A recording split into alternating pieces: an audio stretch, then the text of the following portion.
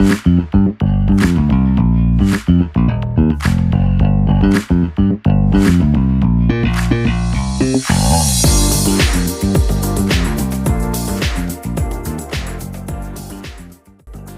to The Curious Christian. Today we're diving into a really fascinating book by Dr. Daniel Fullerin, SOTERIA, The Unbreakable Gift of Sonship and Redemption.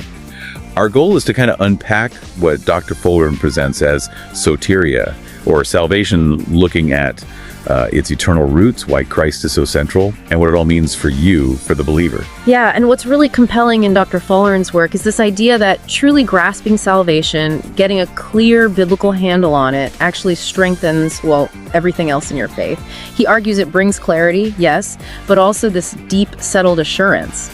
Understanding soteria properly just makes your whole faith framework stronger. That's a big claim to start with. So Dr. Fullerin's main point is that salvation isn't like God's emergency backup plan because humans messed up. Exactly. He frames it as God's eternal purpose, something planned out way before the world even began. He points to scriptures like Titus 1 verse 2, Ephesians 1 verse 4. So it counters that idea of God reacting to sin. It really does. Many people, see it as a response.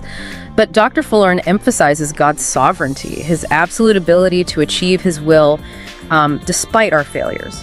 So the cross wasn't a last-minute fix. It was actually the planned centerpiece, showing God's unchanging love, always meant to bring people back to him.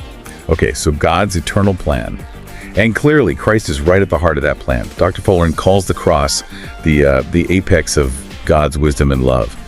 Does he explain how understanding Jesus himself, like his being both divine and human, helps us see that wisdom? Oh, absolutely. That's a crucial point for Dr. Fullerin. Understanding Jesus as fully God and fully human is, well, essential. Like Hebrews 4 verse 15 suggests it's this dual nature that makes him the perfect mediator. He can represent us, humanity, because he is human. Right. But his sacrifice has infinite worth because he is God. It's that perfect combination that makes his work actually work. Okay, so his nature makes his work possible. Mm-hmm. How does Dr. Fullerin then explain what Christ did? He talks about redemption and contrasts it with Old Testament atonement, saying atonement just means to cover. Yeah, he draws a key distinction there.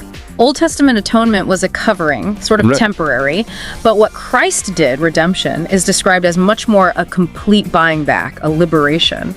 And Dr. Fullerin pulls together different ways the Bible talks about these atonement models to give us the full picture. Like different angles on the same event. Exactly. There's the satisfaction idea, Christ's death satisfies God's justice. Then penal substitution, probably the most familiar, where Christ takes our punishment. Think Isaiah 53 or 2 Corinthians 5 verse 21. And also Christus Victor, Christ winning the victory over sin, death, Satan, like you see in Colossians 2 verse 15. So he's our substitute, but also our ransom, our victor. Yes. And when Jesus says, "It is finished," on the cross, John 19 verse 30, Dr. Fullerin points out that phrase literally meant paid in full, done, complete. Paid in full. That's powerful. But how does this huge cosmic event translate into, our experience? Dr. Fullerin uses metaphors, right, to help us grasp it. He does. 5 really helpful ones. First, justification. He explains this isn't just legal jargon. It's God declaring you righteous, like Romans 3 verse 24 says, as if you'd never sinned. Wow, okay. Declared righteous? What's next? Second, redemption. This really emphasizes the freedom aspect, being bought out of slavery to sin. Colossians 1 verses 13 and 14 paint that picture of being rescued and transferred into his kingdom.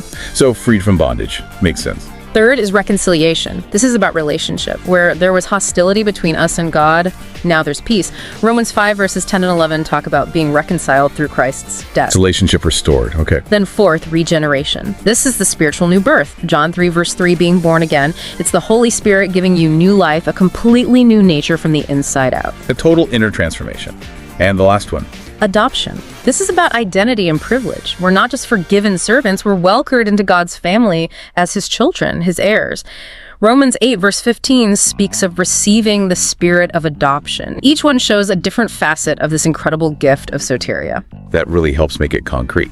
So wrapping up, Dr. Daniel Fullerin doesn't just leave it as theology, right? He calls us to live it out. Absolutely. The whole point is that soteria isn't just a status you receive. It's a reality you live in. It's both a gift and a calling. He urges believers to live like children of light, reflecting God's character, as 1 Peter 2 verse 9 puts it. And it fuels our mission, sharing this message of reconciliation like Paul talks about in 2 Corinthians 5. So maybe something for you to ponder. If you truly see soteria as this unbreakable gift of sonship and redemption, how might that shift the way you view your own identity, your purpose, and just your everyday walk in the world?